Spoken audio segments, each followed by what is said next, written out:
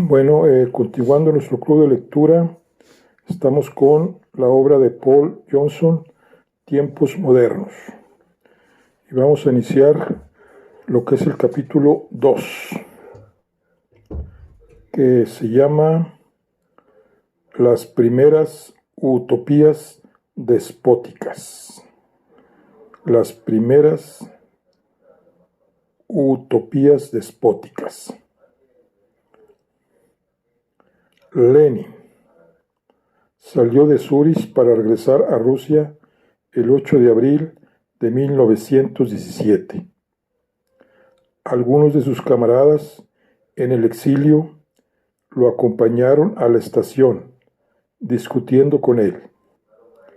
Debía regresar viajando a través de Alemania por invitación del general Ludendorff, que le garantizó el derecho de paso con la condición de que en el camino no conversara con los sindicalistas alemanes. La guerra engendra revoluciones, y provocar revoluciones es una forma muy antigua de guerra. Los alemanes denominaban a esto la Revolución Großpolitik. Si los aliados podían incitar a los polacos, los checos, los croatas, los árabes y los judíos que se levantaran contra las potencias centrales y sus asociados, los alemanes a su vez podían incitar a los irlandeses y a los rusos, y así lo hicieron. Si los alemanes utilizaban a Lenin, según dijo Churchill más adelante, como un bacilo de la tifoidea, en todo caso, no le asignaban especial importancia y lo reunieron con un grupo de 30 exiliados y descontentos. Los camaradas que discutían pensaban que Lenin se comprometía al aceptar la ayuda alemana e intentaron disuadirlo de la idea del viaje. Él los apartó, sin dignarse hablar, y trepó al tren. Era un hombrecillo áspero de 46 años, casi calvo, pero de acuerdo con el hijo de su dueña de casa en Zúrich, con un cuello como el de un toro. Cuando entró en el vagón, inmediatamente vio a un camarada que le pareció sospechoso. Vimos de pronto que Lenin lo aferraba por el cuello de la chaqueta y lo arrojaba a la plataforma.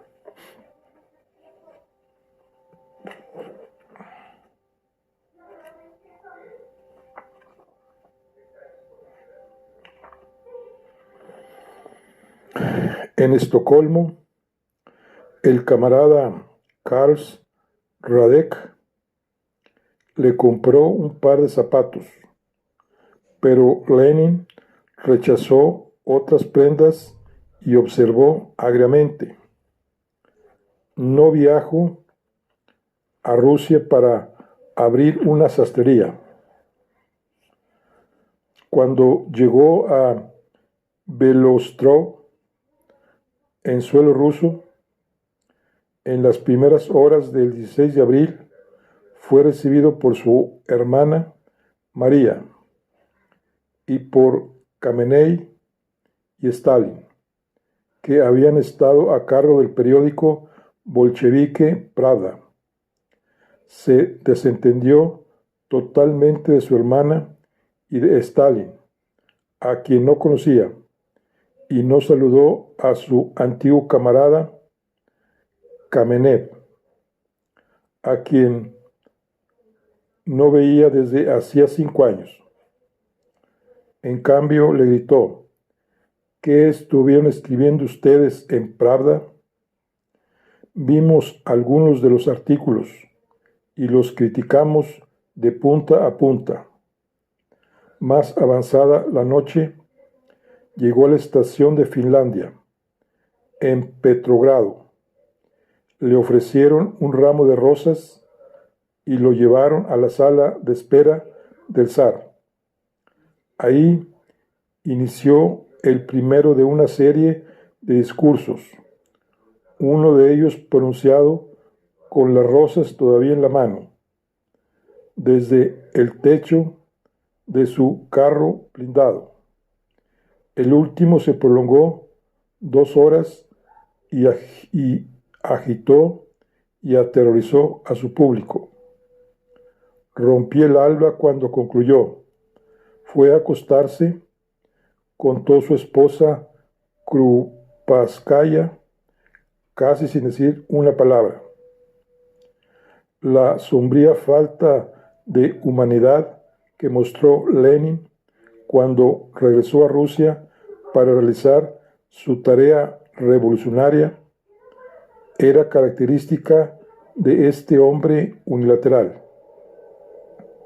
Vladimir Ilich Ulyanov nació en 1870 en Simbirsk, a orillas del Volga, y era hijo de un inspector de escuelas primarias.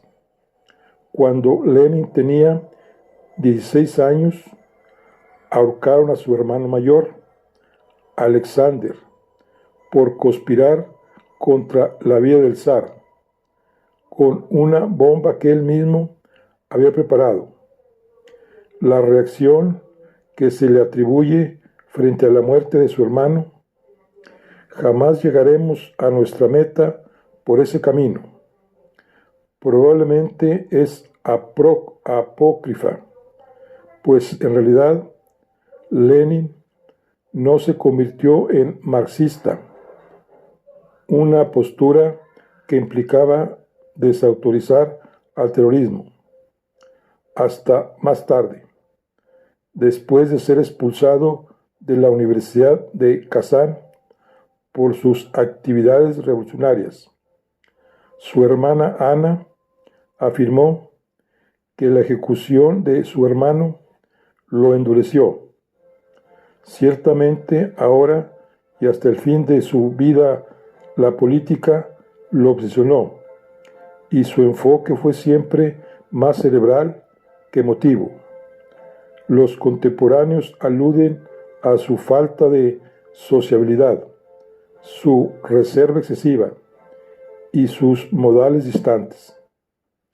Cuando tenía 22 años, disuadió a varios amigos de la idea de recolectar dinero para las víctimas del hambre, con el argumento de que el hambre cumple una función progresista y lograría que los campesinos reflexionen acerca de los hechos fundamentales de la sociedad capitalista. 1 año o 2 después, había conseguido una maleta de doble fondo para importar libros sediciosos, y el descubrimiento de este objeto determinó que se le aplicase una sentencia de 3 años en el desierto siberiano. Los pocos días que precedieron al comienzo de su exilio los pasó en la biblioteca de Moscú, anotando hechos y estadísticas que le permitirían demostrar sus teorías. En Siberia contrajo matrimonio con Krupskaya, otra subversiva. Los hombres que realizan las revoluciones políticas parecen dividirse en 2 grupos principales: el clerical y el romántico. Lenin adoptó este seudónimo literario en 1901. Pertenecía a la primera categoría. Sus padres eran cristianos. La religión era importante para él en el sentido de que la odiaba. A diferencia de Marx, que la despreciaba y la trataba como un fenómeno marginal, Lenin entendía que era un enemigo poderoso y ubicuo. Aclaró en muchos escritos. Su carta a Gorky el 18 de enero de 1913 es un ejemplo notable, que experimentaba un intenso desagrado personal por todo lo que fuese religioso. No puede haber nada más abominable, escribió, que la religión.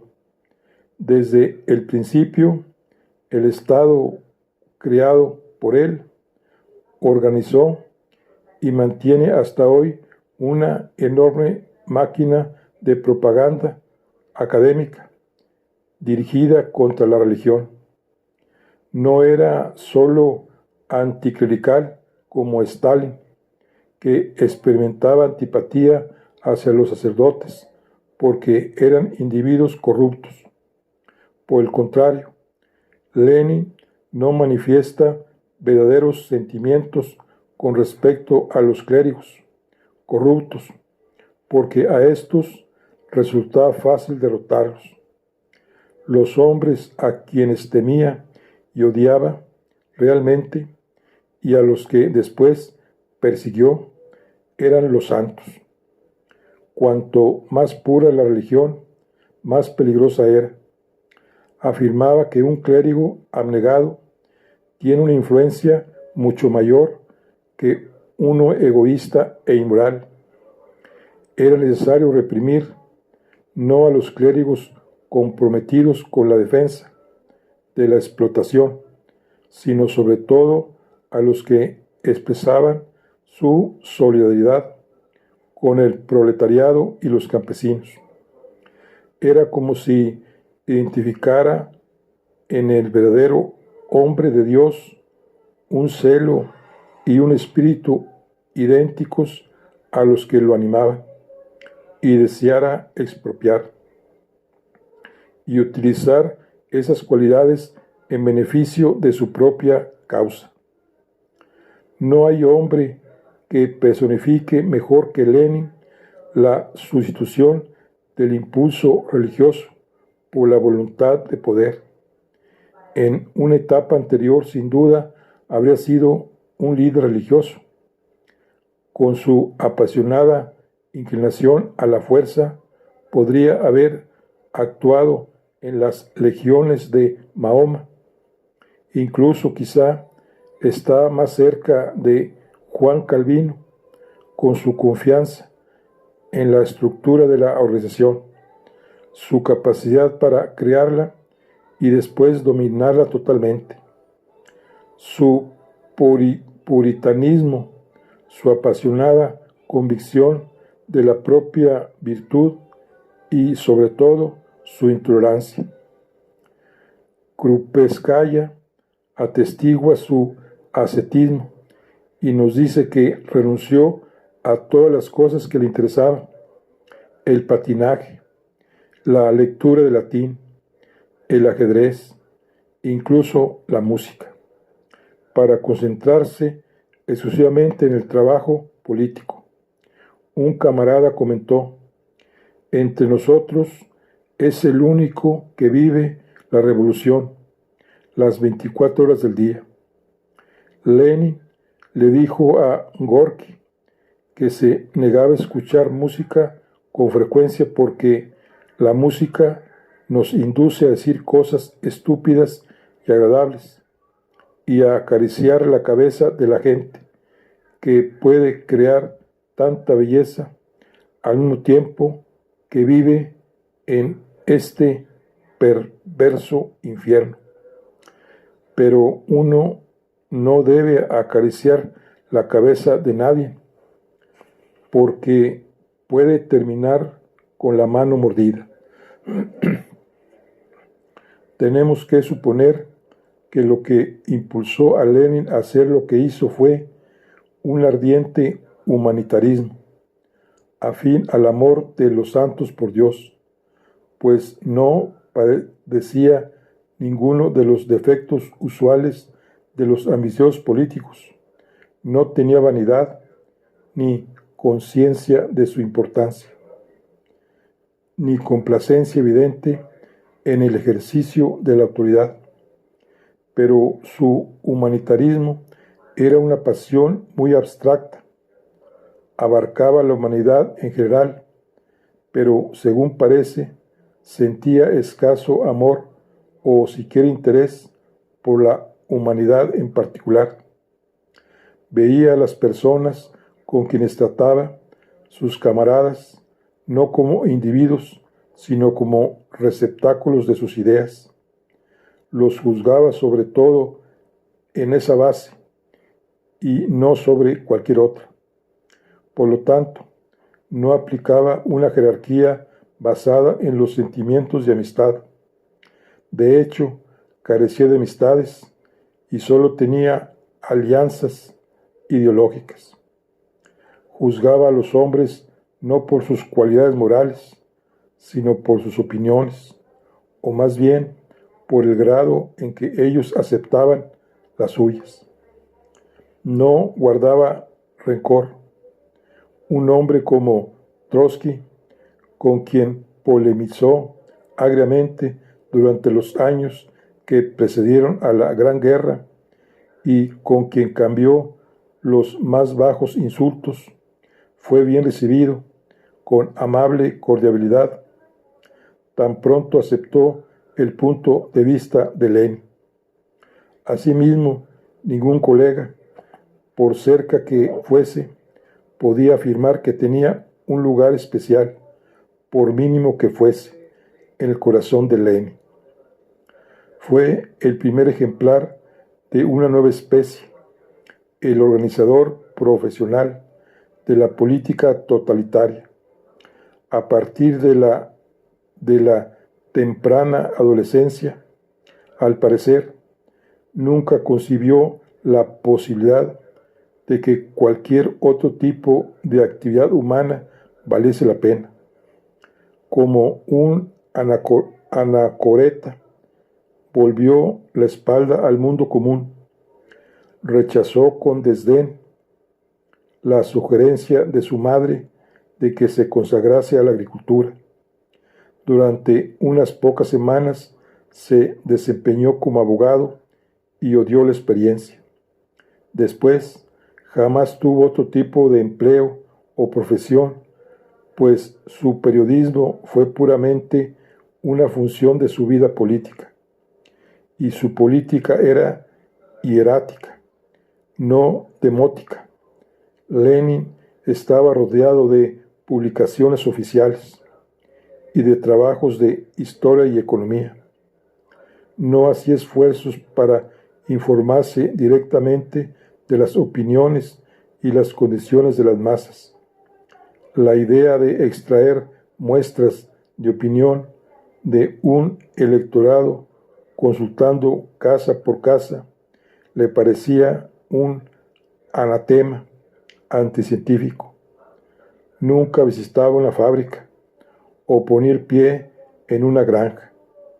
No le interesaba el modo de creación de la riqueza. Nunca se lo vio en los barrios obreros de las ciudades en que residía.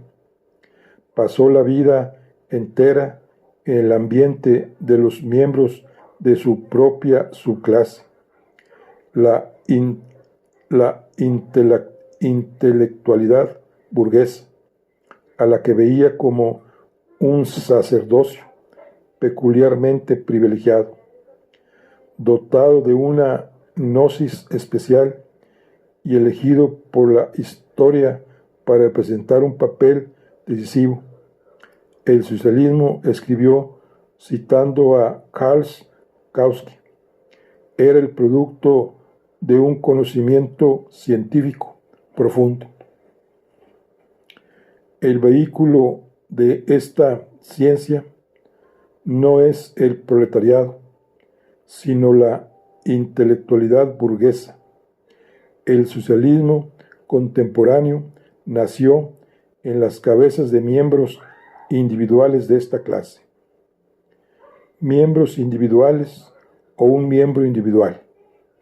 En la práctica fue lo segundo.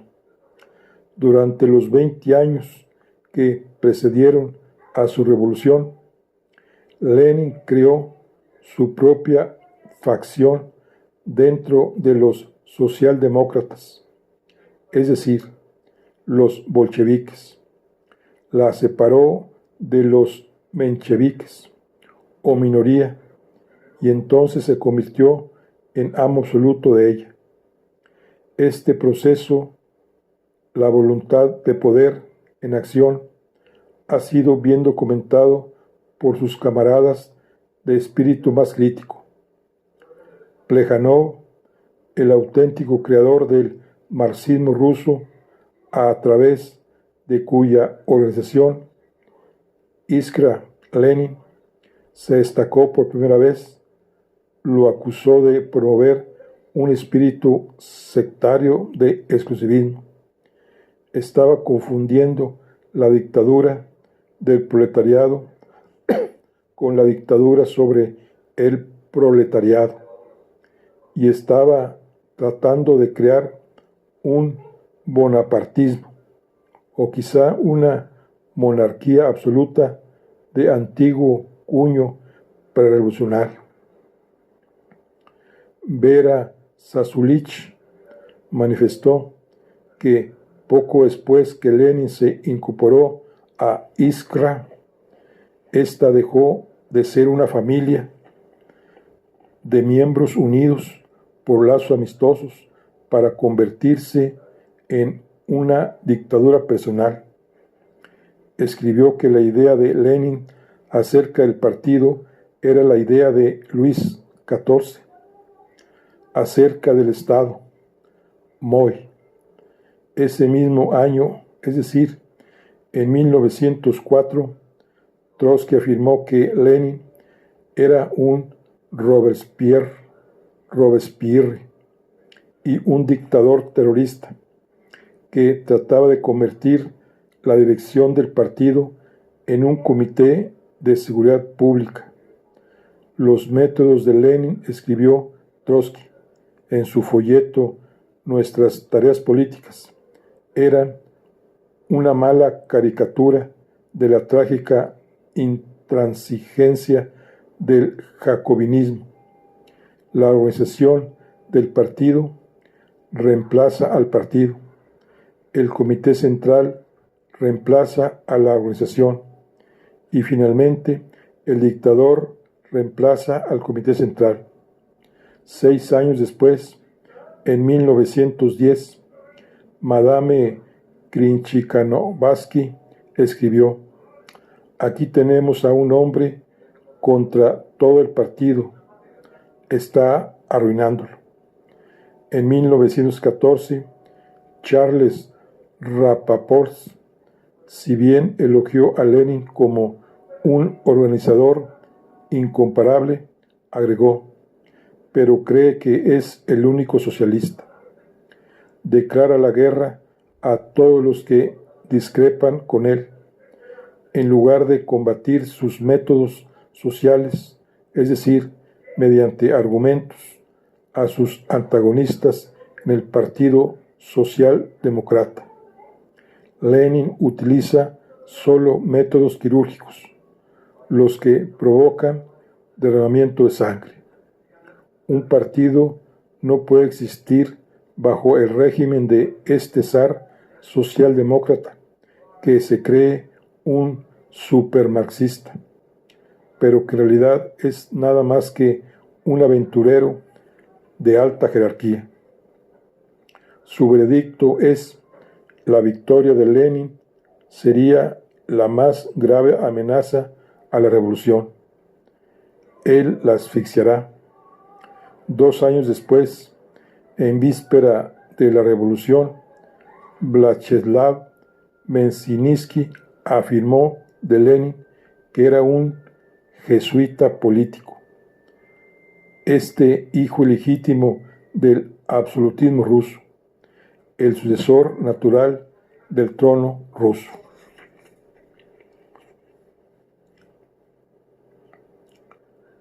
la impresionante unanimidad de los análisis críticos sobre Lenin, formulados durante un periodo de 20 años por hombres y mujeres que mostraban estrecho acuerdo con los objetivos del propio Lenin, atestigua una impresionante consecuencia en el carácter del jefe ruso.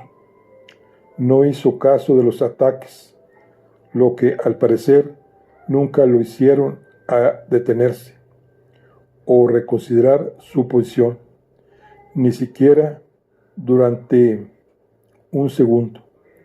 La armadura de su personalidad no mostraba grietas. Autoritario, por supuesto. Los partidos dirigen a las clases y a su vez son dirigidos por individuos a quienes se denominan jefes. Este es el ABC.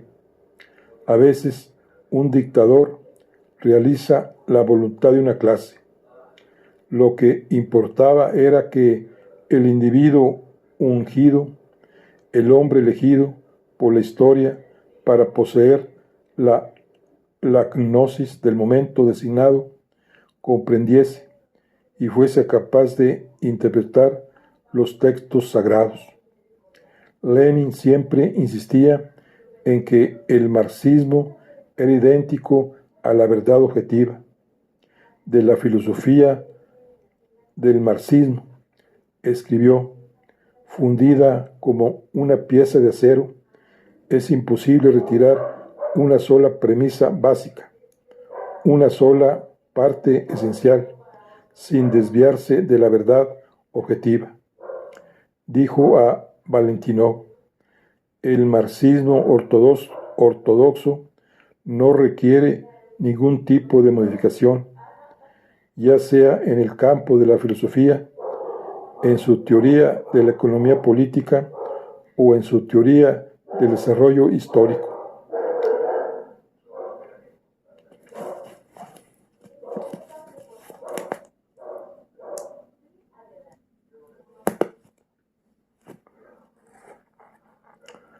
Como pensaba así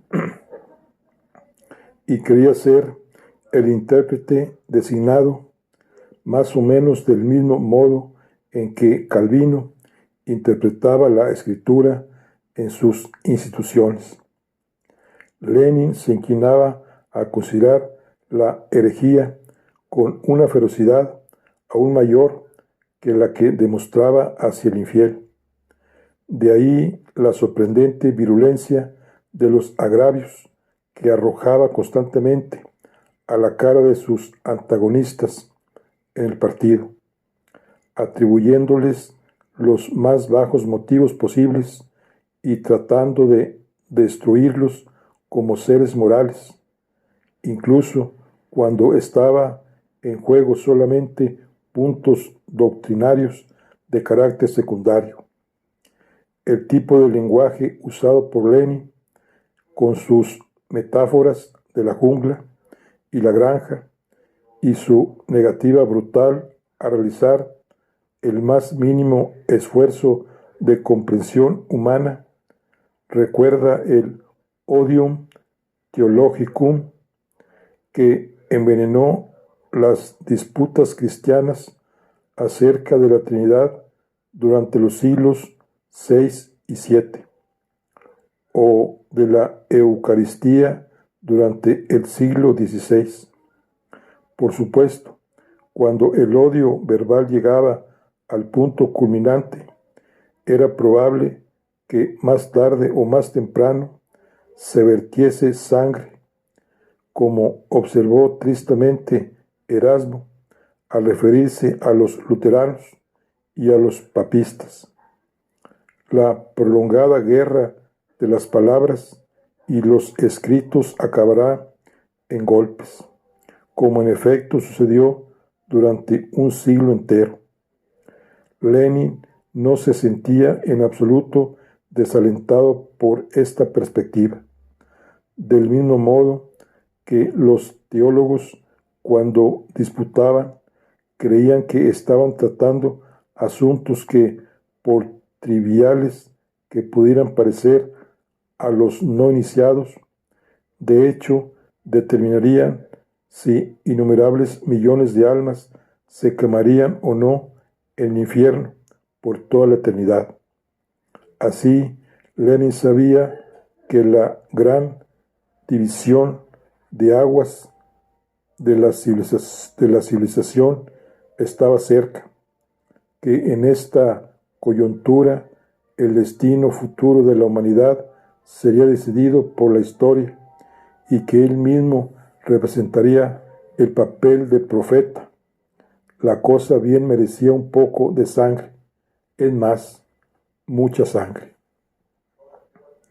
Pero lo extraño del caso es que, pese a todo, su proclamada ortodoxia, Lenin estaba muy lejos de ser un marxista ortodoxo. Más aún, en ciertas cuestiones esenciales, no fue en absoluto marxista. A menudo utilizó la metodología de Marx y aprovechó la dialéctica para justificar conclusiones a las que ya había llegado por vía intuitiva, pero dejó completamente de lado la esencia misma de la ideología de Marx, el determinismo histórico de la revolución. En el fondo, Lenin no era un determinista, sino un voluntarista. El papel decisivo estaba a cargo de una voluntad humana, la suya.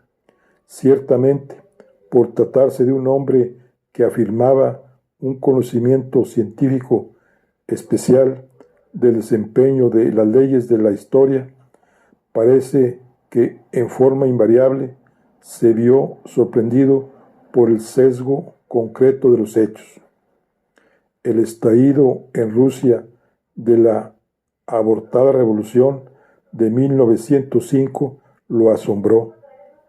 El comienzo de la guerra de 1914 fue para él como un rayo en el cielo sereno. Lo mismo le sucedió a otros, pero estos no pretendían mantener una comunicación privada con la historia. Lo conmovió todavía más la incapacidad total del movimiento socialista internacional para unirse contra la guerra. La caída del zar lo sorprendió. Se sintió conmovido cuando los alemanes le ofrecieron regresar a Rusia. Predijo que al llegar ahí sería arrestado de inmediato y en cambio descubrió que lo recibían con rosas. Nuevamente fue sorprendido también de un modo agradable por el éxito de su propia revolución. Sin embargo, el alzamiento internacional que él había pronosticado confiadamente no se materializó. Hasta el fin de sus días, como los cristianos primitivos que aguardaban el segundo advenimiento, esperó el apocalipsis en cualquier momento.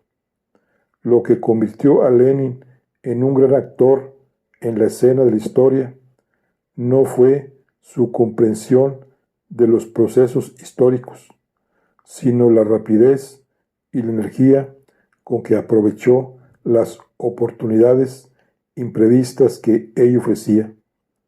En resumen, fue lo que, según sus acusaciones, eran sus antagonistas, un oportunista.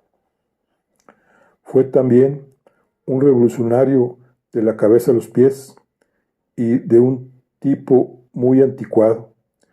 Creía que las revoluciones eran resultado no de las fuerzas históricas inexorables, por supuesto, también éstas debían manifestarse, sino de pequeños grupos de hombres muy disciplinados que respondían a la voluntad de un líder decisivo.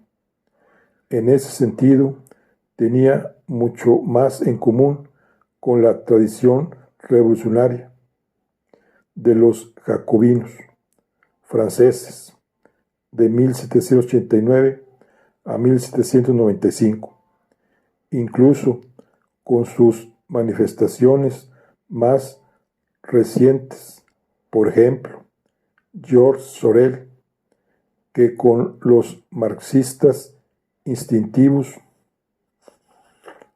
la mayoría de ellos alemanes, que entendían que el triunfo del proletariado era casi un proceso evolutivo de corte darwiniano. Lenin atravesó como un cuchillo ese ambiente cargado. Amigo mío, gris es la teoría, pero verde es el árbol eterno de la vida. Dijo también, la práctica es 100 veces más importante que la teoría. Si Marx entero aparece en su libro, escribió Trotsky. En cambio, Lenin entero aparece en la acción revolucionaria. Sus obras científicas representan solo una preparación para la actividad revolucionaria. Lenin era un activista, incluso un hiperactivista, y ese rasgo lo convirtió en una figura muy violenta. No era un sindicalista como Sorel, pero los dos hombres compartían el mismo apetito por las soluciones violentas.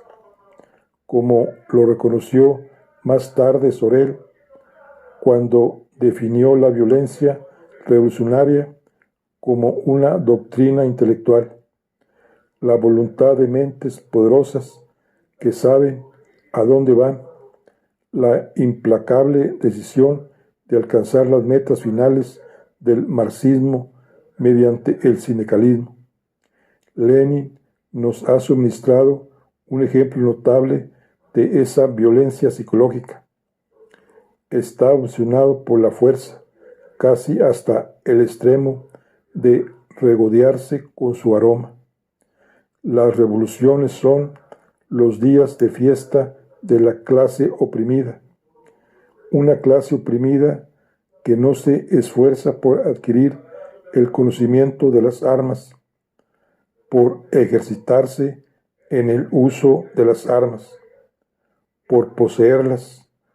Una clase oprimida de este tipo merece solo que se la oprima, se la maltrate y se la considere esclava. Sus escritos abundan en metáforas militares, estados de sitio, anillos de hierro, planchas de acero, marchas, campamentos, barricadas, fuertes, ofensivas, unidades móviles, guerra de guerrillas, pelotones de fusilamiento. Están dominados por violentos verbos activistas: llamar, saltar, encender, acicatear, disparar, sacudir, apoderarse, atacar, estallar, rechazar, soldar, obligar, purgar, exterminar. La verdad es que su propia impaciencia impedía a Lenin ser un marxista ortodoxo. Temía encontrarse con la dificultad prevista por Engels cuando escribió: lo peor que puede suceder al jefe de un partido extremista es verse obligado a asumir el gobierno en una época en que el gobierno aún no está maduro para el dominio de la clase a la que él representa. Entonces se ve forzado a representar no a su partido o a su clase, sino a la clase para cuyo dominio las condiciones están maduras. Rusia era un país semi-industrializado, donde la burguesía resultaba débil y el proletariado pequeño, y las condiciones objetivas de la revolución no estaban maduras ni mucho menos. Este dilema llevó a Lenin a la herejía. Si aún no existía la conciencia proletaria, no era tarea de los intelectuales marxistas como él acelerar el proceso. En 1902, en el libro ¿Qué hacer?, usó por primera vez la expresión luchadores de vanguardia para describir el nuevo papel de una pequeña élite revolucionaria. Estableció una distinción completamente nueva entre una revolución promovida por una madura organización de trabajadores en los países capitalistas avanzados como Alemania y Gran Bretaña, y una organización de revolucionarios adaptada a las condiciones rusas. La primera era profesional, amplia, pública, en resumen, un partido proletario de masas. La segunda era muy distinta. Una organización de revolucionarios debe incluir primero y principalmente a las personas cuya ocupación es la actividad revolucionaria. Resulta inevitable que esta organización no posea una estructura muy amplia y que sus actividades se realicen en el mayor secreto posible. Por eso mismo, la organización tenía que desechar el principio democrático que exigía la publicidad amplia y la elección para todos los cargos. Si se trabajaba en el marco de una autocracia como Rusia, eso era imposible. El único principio serio de organización de los trabajadores en nuestro movimiento debe ser el secreto más riguroso. La selección restringida de miembros y la formación de revolucionarios profesionales.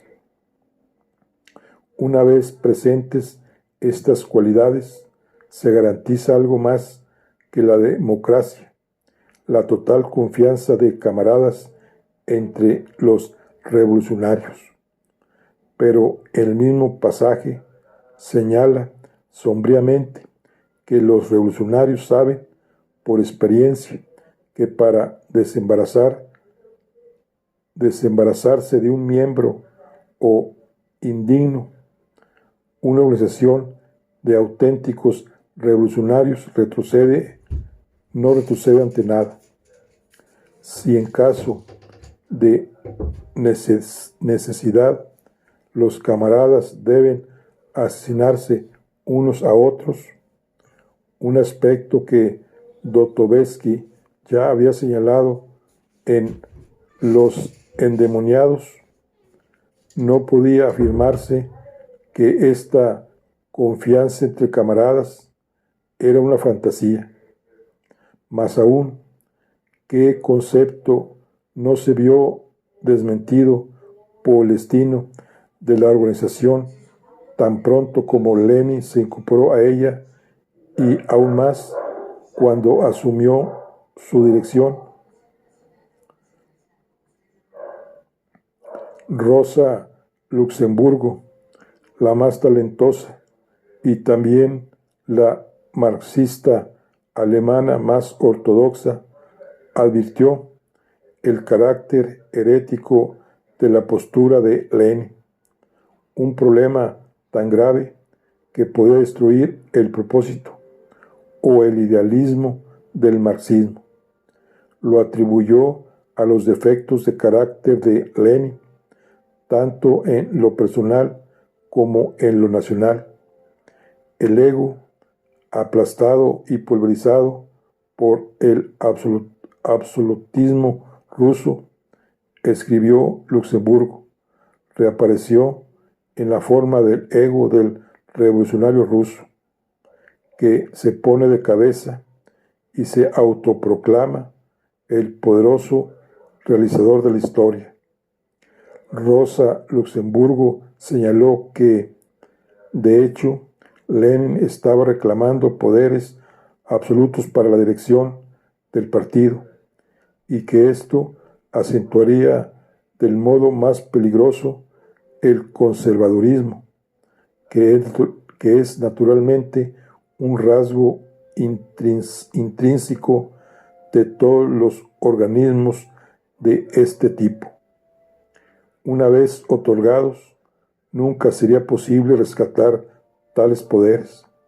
Cuando Lenin insistía en que era necesario llevar desde fuera la conciencia al proletariado, que la tarea estaba a cargo de los elementos de la vanguardia y que la revolución debía ser promovida antes de alcanzar el estado de madurez por los combatientes de vanguardia.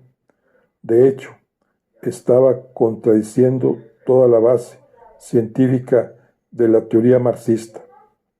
Rosa Luxemburgo atacó la idea por elitista y antimarxista y afirmó que ésta conduciría de manera inevitable al ultracentralismo militar.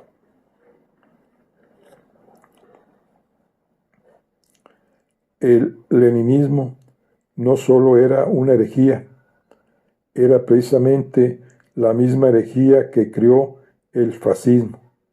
Italia era también un país semi-industrializado, donde los marxistas buscaban los métodos que les permitieran acelerar el advenimiento de la revolución. También los marxistas italianos se sintieron atraídos por los conceptos de violencia revolucionaria de Sorel. En 1903, el año siguiente al que vio nacer la expresión leninista de luchadores de vanguardia. En su introducción a la traducción italiana de Saggi di Critica del marxismo de Sorel, Roberto Michaelis exhortó a promover la creación de una élite revolucionaria que promoviese la creación del milenio socialista proletariado. Dicha élite, decía Angelo Olivetti, colega de Michaelis, era esencial en el caso de un país subindustrializado. Estas ideas fueron recogidas por un tercer marxista italiano, Benito Mussolini, que tenía 13 años menos que Lenin y por esta época acababa de ingresar en la arena política. Su padre, herrador y pequeño propietario, era un anarcosocialista. Su madre era maestra. Ambos suministraron al hijo una amplia gama de filosofía política que incluía a Nietzsche. Mussolini conocía bien el tema de la voluntad de poder y había leído mucho más que Lenin, pero su formación política era esencialmente marxista. Afirmó que Marx era el padre y el maestro, era el grandioso filósofo de la violencia de la clase trabajadora, pero como Lenin preconizaba la formación de minorías de vanguardia que pudiesen comprometer el sentimiento, la fe y la voluntad de las masas indecisas. Estas vanguardias debían formarse con élites entrenadas especialmente e integradas por personas consagradas a su misión. Dicha dirección revolucionaria se ocuparía de la psicología de las clases y de las técnicas de movilización de masas mediante el empleo del mito y la invocación simbólica elevarían la conciencia del proletariado. También en esto, como Lenin, él creía que la violencia sería necesaria. En lugar de engañar al proletariado, hablándole de la posibilidad de eliminar todas las causas del derramamiento de sangre. Deseamos prepararlo y acostumbrarlo a la guerra para el día que sobrevenga el más grande de todos los baños de sangre, cuando las dos clases hostiles choquen en el encuentro definitivo. También aquí se observa la repetición constante de los verbos activistas de la imaginería militarista.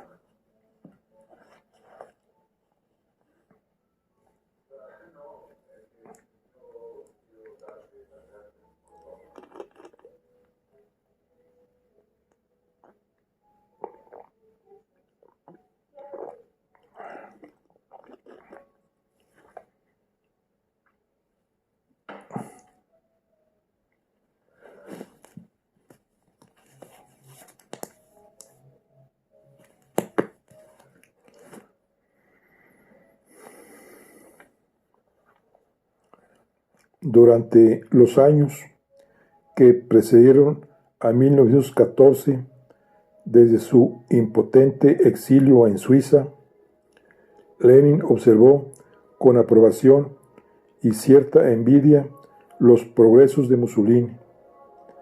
Este convirtió la provincia de Forli en una isla socialista, la primera de muchas en Italia, apoyando a los jornaleros Braccanati contra los terratenientes. Se convirtió en uno de los periodistas de tendencia socialista más eficaces y leídos de Europa. En 1912, cuando tenía 29 años y mostraba todavía un aspecto juvenil, con el cuerpo delgado y el rostro severo, sus ojos grandes, oscuros y luminosos, conmovió al Partido Socialista Italiano en el Congreso de Reggio Emilia. Él, al insistir en que el socialismo debía ser marxista, integral, internacionalista e inflexible. Al informar acerca del Congreso en Pravda, 15 de julio de 1912, Lenin se regocijó. El Partido del Proletariado Socialista Italiano ha comenzado a recorrer el verdadero camino. Estuvo de acuerdo cuando Mussolini impidió que los socialistas participaran en el gobierno reformista burgués de Giolitti, y así preparó la aparición del Partido Comunista Italiano. Apoyó enérgicamente la profecía que formuló Mussolini en vísperas de la guerra, al desencadenar un gigantesco choque entre los pueblos. La burguesía está jugando su última carta y promueve la aparición sobre la escena mundial de lo que Carlos Marx denominó el sexto gran poder, la revolución socialista. En su condición de herejes marxistas y activistas revolucionarios violentos, Lenin y Mussolini tenían en común 6 características principales. Ambos se oponían totalmente a los parlamentos burgueses y a todo lo que significara reformismo.